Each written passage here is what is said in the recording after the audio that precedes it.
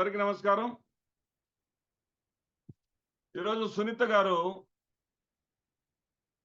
ఏదైతే వివేకానంద రెడ్డి హత్య కేసులో రెండో కోణంలో విచారణ జరగటం లేదు, విచారణ ఎందుకు రెండో కోణంలో జరగట్లేదు అని చెప్పేసి ప్రెస్ మీట్ పెట్టి ఆవిడకు ప్రశ్నలు సంధించేసరికి ఆవిడ మరి ఆమె మధ్య రామ్ సింగ్ మధ్య చంద్రబాబు ఆదేశాలతో ఆమె మధ్య రామ్ సింగ్ మధ్య దస్తగిరి మధ్య జరిగినటువంటి చీకటి ఒప్పందాన్ని ఆయన బట్టబయలు చేసేసరికి ఒక్కసారిగా ఉలిక్కి పడిపోయింది. వెంటనే ఏబిఎన్ రాధాకృష్ణ స్క్రిప్ట్ తయారు చేసి ఇచ్చేశాడు. అమ్మ ఇది ప్రజల్లోకి వెళ్ళిపోతే చాలా నష్టపోతాం, నువ్వు వచ్చి మాట్లాడు అన్నాడు. ఆ మాట్లాడు అన్న దాంట్లో మళ్ళీ తన గురించి కూడా రాసుకున్నాడు. ఏంటంటే ఏబిఎన్ రాధాకృష్ణ సతీమణి చనిపోయినప్పుడు ఇదే సునీత వెళ్ళారు అని. దానికి కూడా సమాధానం ఇప్పించాడు. ఏబిఎన్ రాధాకృష్ణ భార్య చనిపోతే వెళ్ళాను, వెళ్ళిన మాట నిజమే. అదే సమయంలో మరి సజ్జల రామకృష్ణారెడ్డి గారి సోదరుడు చనిపోతే కూడా వెళ్ళాను కదా. బా, ఏమి కవరింగ్ అండి, ఏమి కవరింగ్ సునీత గారు. మహానటి సావిత్రి కూడా నీ ముందు దిగదొడిపోయినమ్మా. వాళ్ళు అడిగిన వాటికి ఏ దానికి సమాధానం చెప్పాల. ఆయన అడిగిన దానికి నీ తండ్రి అక్బర్ అని పేరు మార్చుకొని రెండో వివాహం చేసుకున్నది నిజమా కాదా అన్న దానికి సమాధానం చెప్పాల. షమీం కుమారుడు, నీ తండ్రి వల్ల షమీంకు పుట్టినటువంటి కుమారుడికి 1/3 ఆస్తి పోతుంది. ఆస్తి కోసం, ఆ దస్తావేజుల కోసం మీరు వెతుకులాడింది నిజమా కాదా అన్నదానికి మీరు సమాధానం చెప్పాల. అదేవిధంగా అవినాష్ రెడ్డి గారికి అసలు బెయిలే ఇవ్వకూడదు అనే దాంట్లో నువ్వు ఇంప్లీడ్ అవుతావు అక్క. దస్తగిరికి మాత్రం దగ్గరుండి బెయిల్ ఇప్పిస్తావు.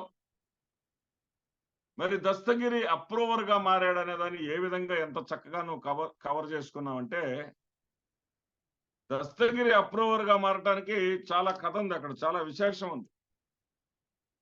అప్రూవర్ గా మారేదానికి 2 సెక్షన్స్ ఉన్నాయి ఇక్కడ.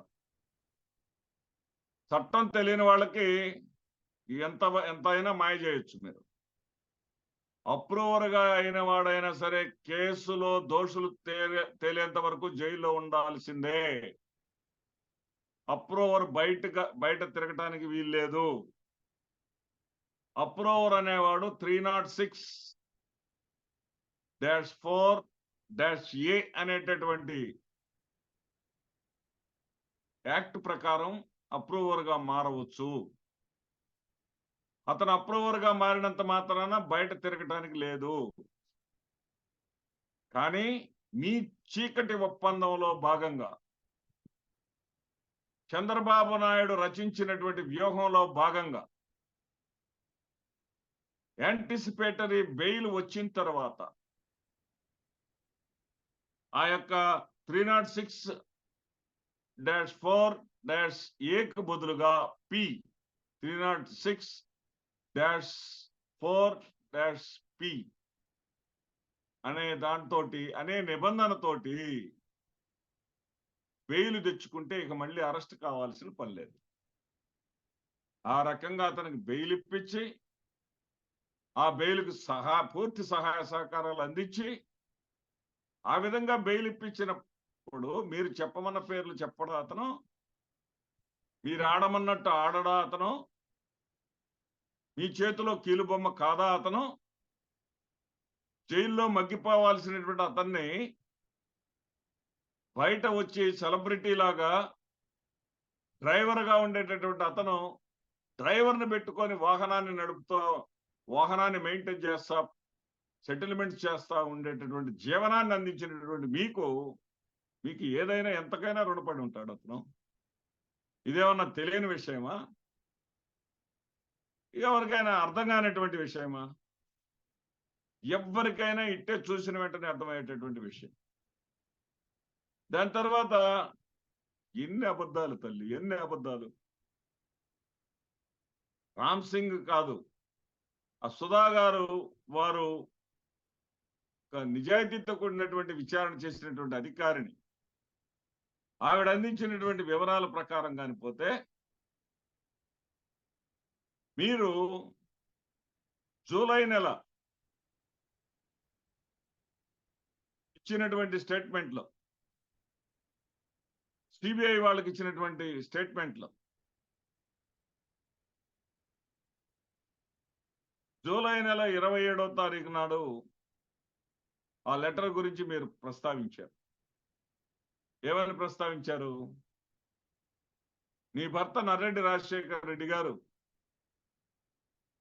తనకు వాట్సాప్ లో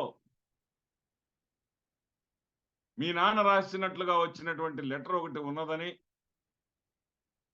ఆ లెటరు డ్రైవర్ ప్రసాద్ని శిక్షించమని ఉందని,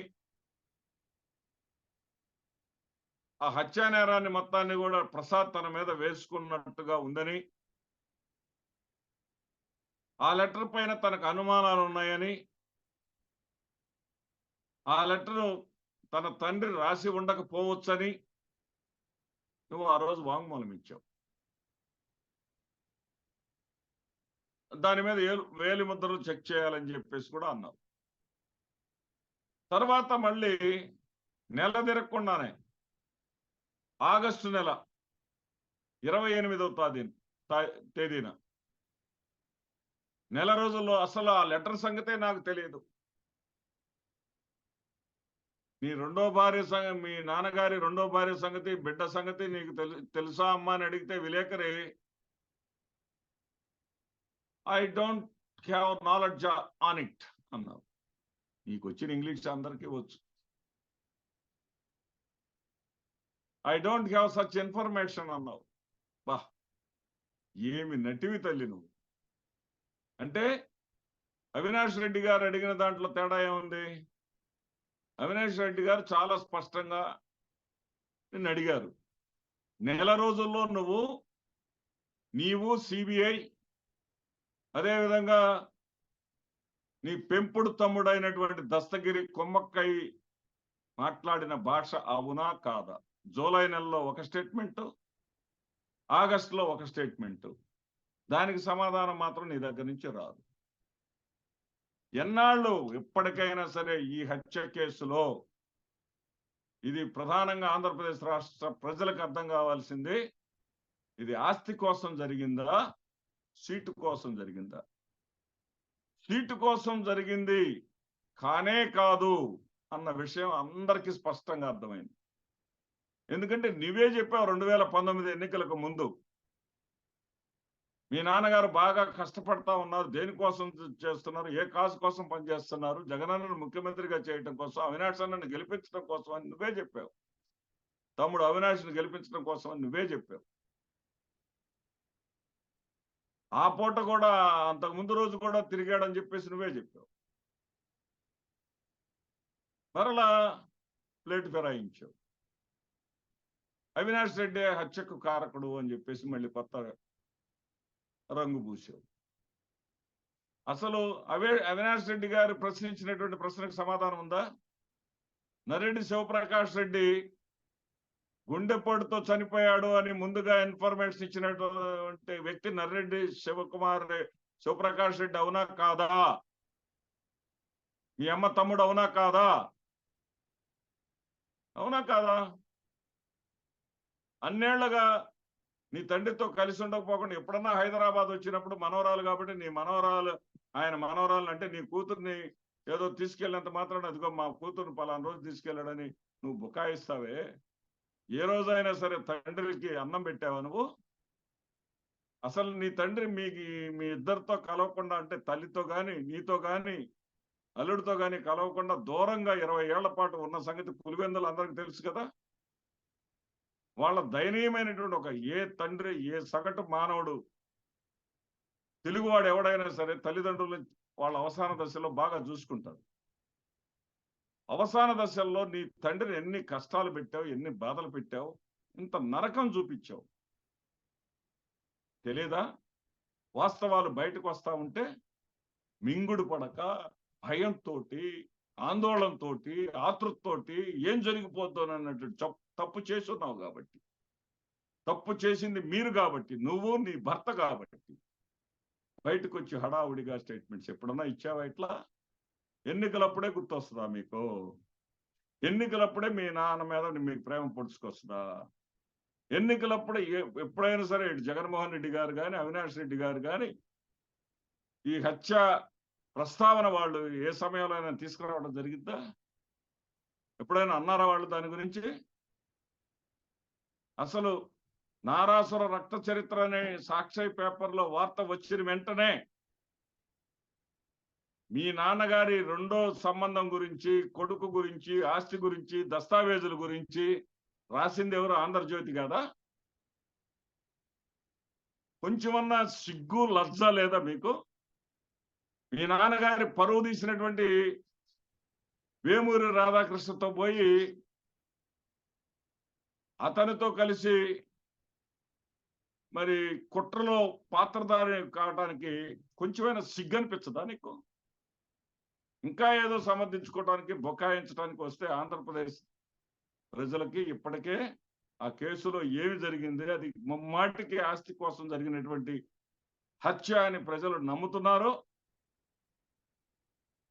ఆ హత్యలో ప్రధానమైనటువంటి పాత్ర మీది ఉండి ఉంటుందని కూడా నమ్ముతా ఉన్నారు.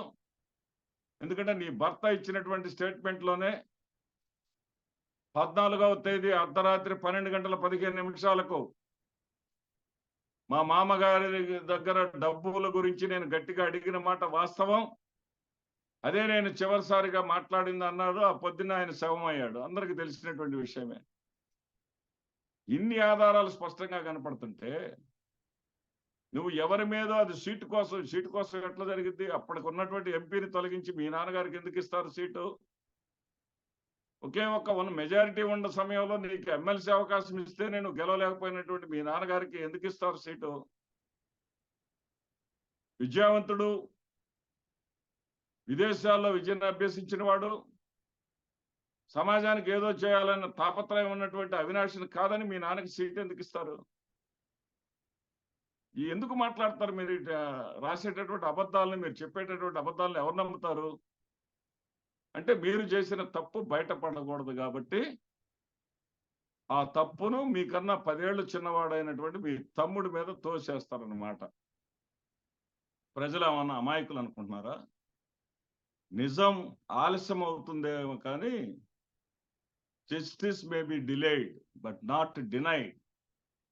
ఖచ్చితంగా న్యాయం జరిగి తీరుతుంది. దోషులు దొరుకుతారు. అప్పుడు మీకు కనీస జ్ఞానోదయం అన్నా అవుతుంది. నమస్తే.